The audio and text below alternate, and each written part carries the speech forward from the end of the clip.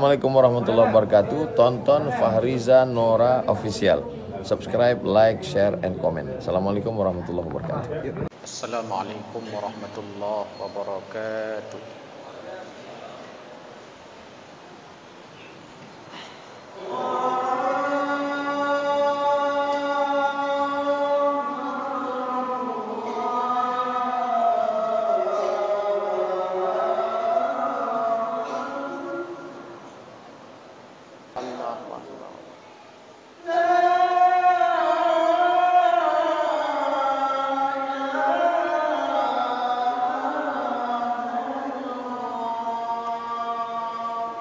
La ilaha illallah Allahumma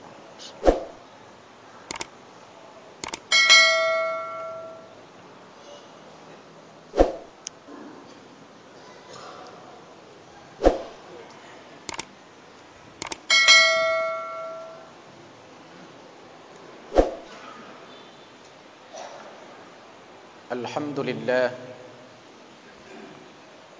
alladzi anzala as-sakinata fi qulubil mu'minin liyazdadu imanan ma'a imanihim. Allahumma subhanaka la ilma lana illa ma 'allamtana innaka antal alimul hakim. Rabbana zidna ilma warzuqna fahma. Rabbi shrah li sadri wa yassir li amri wahlul 'uqdatam min lisani yafqahu qawli birahmatika ya arhamar rahimin. Hadirin hamba Allah, jamaah Jumat yang dimuliakan Allah Subhanahu wa taala.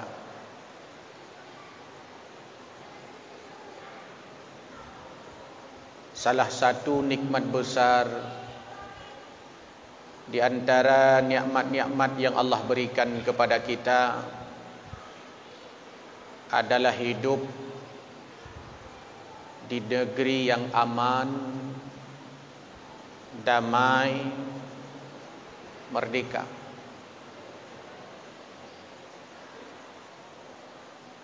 Karena aman, kita nyaman dalam ibadah. Karena damai, maka kita bisa beraktivitas dengan tenang. Karena negeri ini merdeka, maka kita bisa menjalankan aktivitas hidup kita dengan aman, nyaman, tenang. Ini kadang nikmat yang sering kita lupakan. Nikmat yang terus Allah berikan kepada kita sebagai sebuah negeri yang aman, bahkan bisa berdiri di atas kakinya sendiri, bisa mengatur dirinya sendiri. Itu di antara nikmat yang jarang disyukuri oleh orang.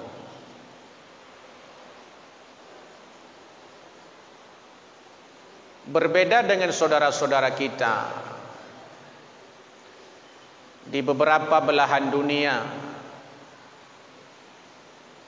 yang sangat memprihatinkan dari sisi keamanannya.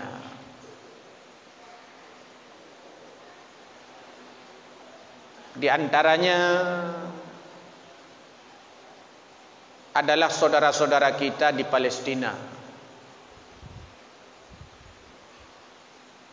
Mereka berada di negeri sendiri, di tanahnya sendiri, tapi ada orang-orang yang coba mengganggunya, sehingga ketika kita melihat berita-berita, peristiwa-peristiwa yang terjadi di negeri mereka, setiap saat mereka dalam ketakutan.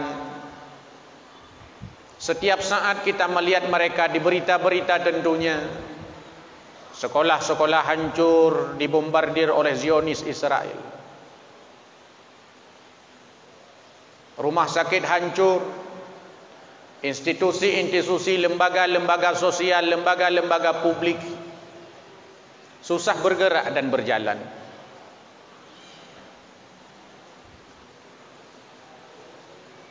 Mereka tidak aman, tidak nyaman, tidak tenang, karena ada orang-orang yang coba mengganggu mereka. Orang-orang yang tidak senang dengan Islam, orang-orang yang tidak senang dengan hebatnya kaum muslimin. Mereka tidak senang dengan satu tempat di mana tempat itu adalah tempat yang amat dimuliakan oleh orang-orang Islam. Maka tugas kita untuk membela mereka. Kenapa kita mesti membela mereka? Kenapa kita mesti membela Palestina? Kita lihat beberapa alasan. Alasan yang pertama, kenapa Palestina itu mesti dibela walaupun dengan secuil doa yang kita ucapkan.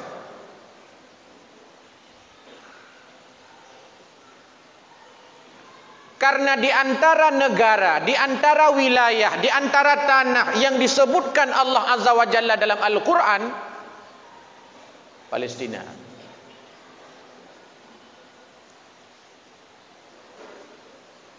Sehingga tanah Palestina ini disebut dengan beberapa ungkapan yang menunjukkan kelebihan-kelebihannya.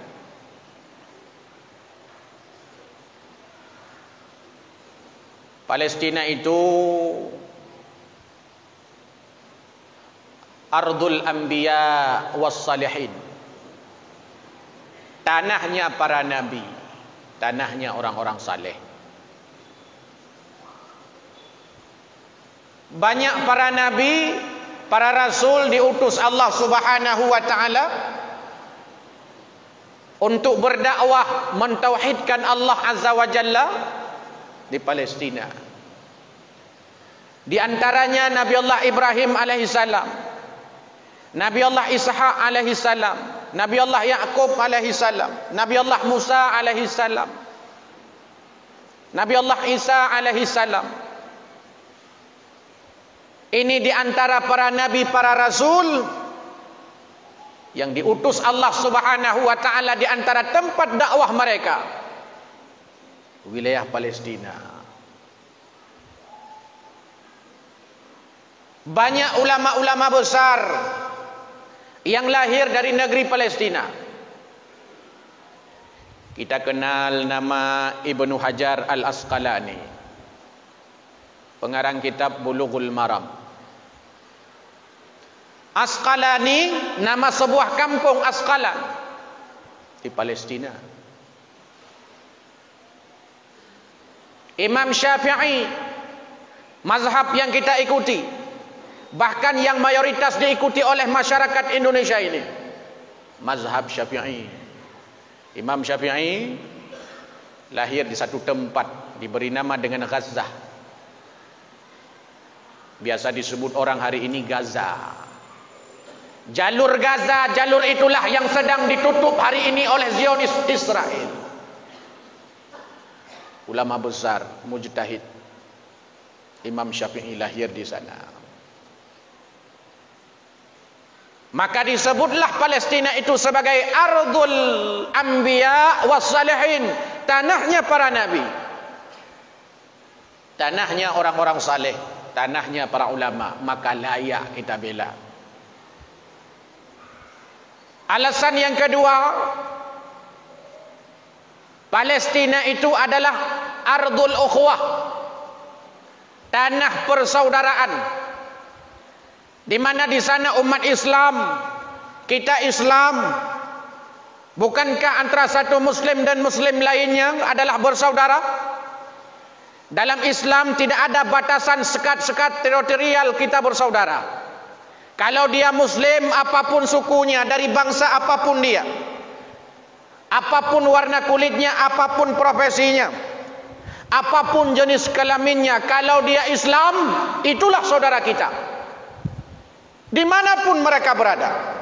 Kalau dia Islam, apapun suku bangsanya, bahasanya, asal negaranya, persaudaraan Muslim itu tidak dibatasi oleh sekat-sekat batasan wilayah, tidak dibatasi oleh sekat-sekat teritorial. Siapapun dia, dimanapun negaranya, itu saudara kita. Salah satu pertanyaan di alam kubur, man ikhwanuka, siapa saudaramu? Pertanyaan mungkar nakir di dalam kubur, man ikhwanuka, siapa saudaramu? Bisakah kita menjawab muslimin wal muslimat ikhwani? Kalau seandainya kita berkelahi dengan tetangga kita, kalau seandainya kita tidak cocok dengan saudara-saudara seiman dengan kita, kalau kita tak pernah mendoakan saudara-saudara kita walaupun itu jauh dari fisik kita, dari kampung kita, dari negara kita.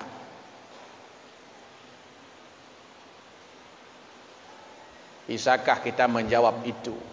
Kalau seandainya kita tidak pernah peduli kepada umat-umat Islam di dekat kita, di sekitar kita, ataupun di mana saja mereka berada.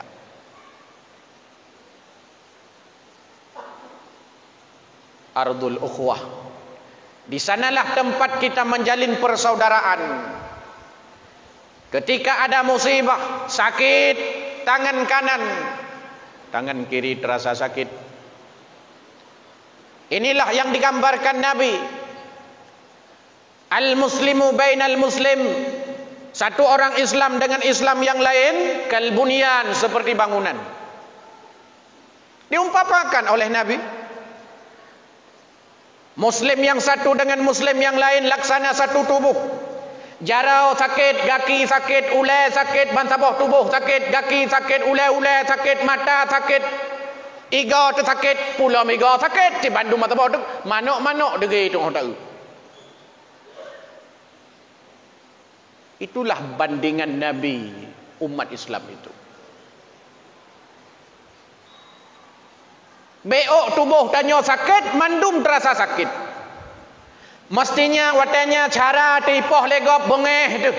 Nak keluarga ti nak legop dege tu. Pakon kan hanya gara-gara wap keluarga, kan hanya gara-gara wap nasab, seiman, seagama, sekeyakinan. Maka orang baca berita, orang kalan bak media, Masya Allah, bombardir terhadap Palestina yang amat luar biasa. Menyahana lamate dugenu, menyahana lamate bungehnu. Dipertanyakan keimanan katanya. Kenapa? Di antara sisi-sisi yang lain, mereka adalah saudara kita. Bahkan bukan saudara kita, beda agama mungkin. Orang-orang yang berbeda agama saja wateta kala ni poh legop, idhut legop, icaci legop, nyan mentang dege tepakon. Ada sisi-sisi kemanusiaan. Ada sisi-sisi humanis yang perlu kita bela, kita jaga bersama. Ardul Ukhwah. Palestina itu mestinya menjadi pusat persaudaraan orang Islam sedunia. Pada saat terjadi sesuatu di sana, kita ikut mengulurkan tangan membantunya. Paling tidak, ikut mendoakan mereka agar mereka selamat, mereka bisa aman negaranya. Palestina itu negara paling dulu mengakui kemerdekaan Indonesia ini. 3. Kenapa Palestina itu layak dibela? Karena Palestina itu disebut oleh para ulama dengan ungkapan Ardul Muqaddasah, tanah yang suci. Dalam Al-Quran sabda-sabda Nabi sallallahu alaihi wasallam ada 3 tanah suci. Mekkah Mukarramah, Madinah Munawwarah, Aqsa Palestina. Masjid yang paling hebat, yang paling besar pahalanya kalau kita ibadah di sana, berbeda dengan masjid-masjid yang lain di seluruh dunia. Tingkatan tertinggi pertama Masjidil Haram, 2 Masjid Nabawi, Masjidil Aqsa. Kiblat umat Islam yang pertama Masjidil Aqsa. Sehingga turun ayat Allah Subhanahu wa taala karena doa Nabi sallallahu alaihi wasallam supaya kiblat umat Islam dialihkan ke Ka'bah Baitullah. Turun ayat fawalli wajhaka syatral Masjidil Haram. Saat itu Rasulullah berada di Madinah, berputar arah kiblat Nabi sallallahu alaihi wasallam. Jamaah yang sudah berangkat ibadah haji, yang pernah berangkat umrah, pasti pernah melihat atau pernah salat di satu masjid namanya Masjid Qiblatain. Di masjid itulah awal mula perubahan kiblat dari Masjidil Aqsa ke Ka'bah Baitullah. Mulia, tempat suci, maka layak kita bela. Yang keempat, kenapa layak dibela Palestina itu? Karena Palestina itu al-ardhul mubarakah, tanah yang diberkati. Disebut dalam ragam ayat Allah Subhanahu wa taala dalam Al-Qur'an, di antaranya ayat yang paling populer di telinga kita. Subhanalladzi asra bi 'abdihi lailan minal masjidil harami ilal masjidil aqsa alladzi barakna haulah. Perjalanan Nabi sallallahu alaihi wasallam melakukan Isra dan Mi'raj, berangkat dari Masjidil Haram ke Masjidil Aqsa. Di Palestina, alladzi barakna haulahu, diberkati oleh Allah Subhanahu wa taala tempat itu. Sebelum berangkat Rasulullah sallallahu alaihi wasallam menjadi imam di Masjid Aqsa itu yang diikuti oleh para nabi, ruh-ruh para nabi. Begitu hebatnya tanah itu. Maka tugas kita sebagai orang Islam, kalau seandainya kita punya materi, bantu mereka melalui lembaga-lembaga swadaya yang sudah ada mungkin di sekitar kita. Paling tidak kalau seandainya kita tidak ada dukungan material, paling minimal dukungan moral. Paling ubit tunggu doa. Main ku puji abah ke bila Allah menyambut doa hadirin. Doa paling tidak hadirin yang berbahagia. Itu di antara cara-cara yang paling mudah yang bisa kita kerjakan. Karena pada saat kita membela tanah tersebut, sama dengan kita telah membela satu negeri, satu tanah di mana di sana banyak lahir para nabi, banyak diutus para nabi, di sana banyak orang-orang saleh, di sana ada Masjidil Aqsa, di sana ada tanah yang amat diberkati. Nabi sallallahu alaihi wasallam saja sebelum berangkat naik ke langit yang ke-7 Sidratul Muntaha, bahkan ke Mustawa, singgah di Masjidil Aqsa. Lantas hari ini pertanyaannya adalah bagaimana iman kita? Tentu banyak yang sudah dibantu oleh negeri kita ini terhadap mereka, tapi tentu belum cukup, mesti dikawal sampai mereka benar-benar aman, mereka tenang, merdeka di tanahnya sendiri, di negerinya sendiri.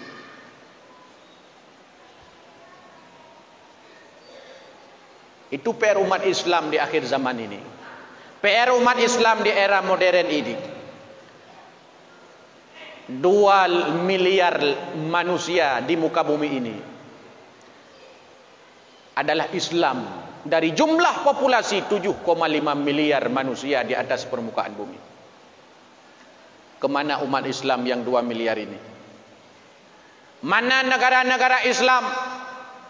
Mana politisi-politisi Islam beat saya waktu musim pemilu baru pegah bela Palestina, bela Palestina? Saat inilah mereka-mereka yang sudah jadi pejabat, mereka-mereka yang sudah dipilih oleh rakyat, tugas mereka membela. Kan hanya pegah jika urusan tunggu.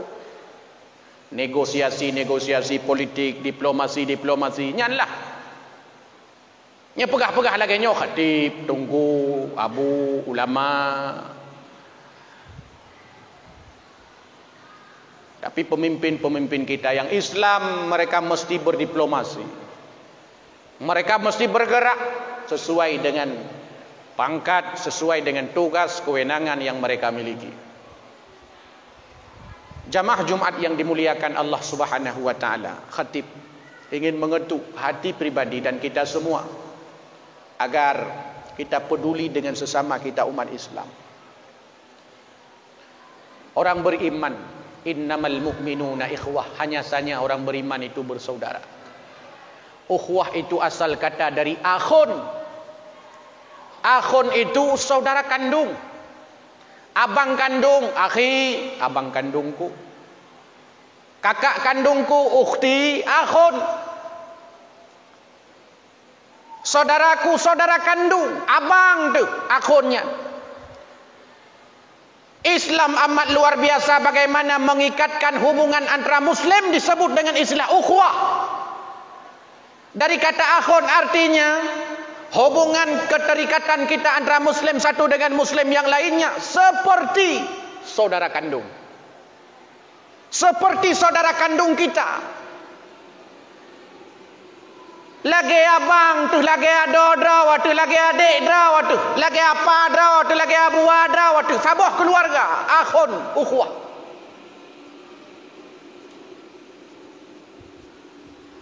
Innamal mu'minuna ukhuwah. Hanya saja manusia mukmin itu bersaudara. Mudah-mudahan persaudaraan itu kita jaga, kita rawat, jangan sampai nanti ditagih akan persaudaraan kita ini.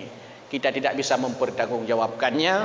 Paling tidak adalah kita mendoakan mereka agar mereka diberikan kesabaran oleh Allah Azza wa Jalla dan diberikan kedamaian, ketenangan dan kemerdekaan. Amin ya rabbal alamin.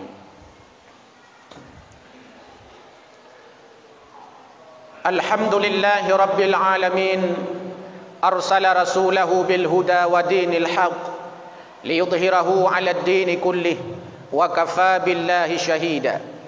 Ashhadu an la ilaha illallah wahdahu la sharika lah wa ashhadu anna Muhammadan 'abduhu wa rasuluh la nabiyya ba'dah. Allahumma salli 'ala sayyidina Muhammad wa 'ala alihi wa sahbihi ajma'in wa man tabi'ahum bi ihsanin ila yaumiddin. Amma ba'du fa ya ibadallah ittaqullaha haqqa tuqatih wa la tamutunna illa wa antum muslimun. A'udzu billahi minasy syaithanir rajim. Bismillahir rahmanir rahim. Ya ayyuhalladzina amanu taqullaha haqqa tuqatih wa la tamutunna illa wa antum muslimun. Barakallahu li wa lakum fil Qur'anil azim wa nafa'ani wa iyyakum bima fihi minal ayati wa dzikril hakim wa taqabbala minni wa minkum tilawatahu innahu huwas samiul basir.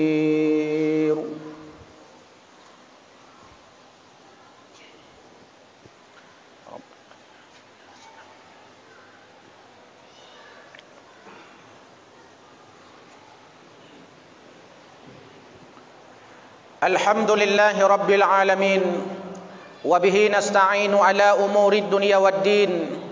Ashhadu an la ilaha illallah wahdahu la syarika lah wa ashhadu anna Muhammadan 'abduhu wa rasuluh la nabiyya ba'dah. Allahumma salli ala sayyidina Muhammad wa ala alihi wa sahbihi ajma'in wa man tabi'ahum bi ihsanin ila yaumiddin. Amma ba'du fa ya ibadallah أوصيني وإياكم بتقوى الله فقد فاز المتقون. أعوذ بالله من الشيطان الرجيم. بسم الله الرحمن الرحيم. قل هو الله أحد الله الصمد لم يلد ولم يولد ولم يكن له كفوا أحد. إن الله وملائكته يصلون على النبي يا أيها الذين آمنوا صلوا عليه وسلموا تسليما. اللهم اغفر للمسلمين والمسلمات والمؤمنين والمؤمنات الأحياء منهم والأموات إنك على كل شيء قدير. اللهم اغفر لنا ذنوبنا ولوالدينا وارحمهما كما ربيانا صغيرا. ربنا ظلمنا أنفسنا وإن لم تغفر لنا وترحمنا لنكونن من الخاسرين. ربنا آتنا في الدنيا حسنة وفي الآخرة حسنة وقنا عذاب النار. والحمد لله رب العالمين ولذكر الله أكبر والله يعلم ما تصنعون. أقيموا الصلاة.